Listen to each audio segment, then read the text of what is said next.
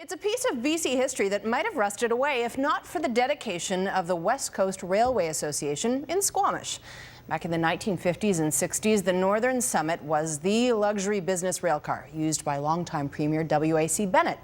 Back then, a lack of roads made trains the most comfortable and the most practical way to get around the province. But with its glory days well behind it, the Northern Summit has fallen into disrepair. Now, the Railway Association is raising money through fundaid.ca to help pay for its restoration. What helps is when you have a lot of volunteer hours. That's the key. You're not hiring contractors. We do for some of the key pieces, but the talent in this park with our volunteers and our paid staff is extremely, extremely good. But I think at $50,000, we can do a really good job, and this will become a real jewel in our collection. She's a beauty. Also still to come, preserving a valuable piece of BC history. It was a car that W.C. Bennett used back in the 1950s and 60s to travel all around BC. Why rail buffs say this old business car is worth saving, and why they need your help to do it. We'll wrap it up tonight with a reminder of a simpler time when traveling by rail was the best way to travel long distances. More than that, though, this particular rail car played a central role in BC history. As Linda Aylesworth reports, the car has a unique political past.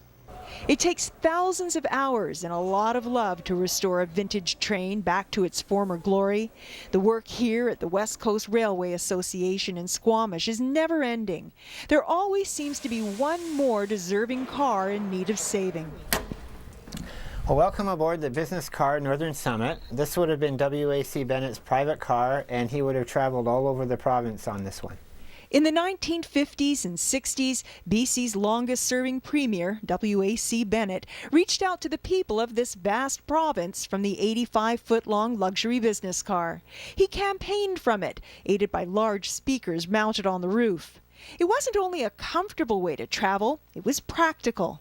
And when they were building the north end of BC Rail, there was a lot less roads, period, to get into some of these places. So it was easier to put everybody on the train and just travel off to these places, and that's how you got in.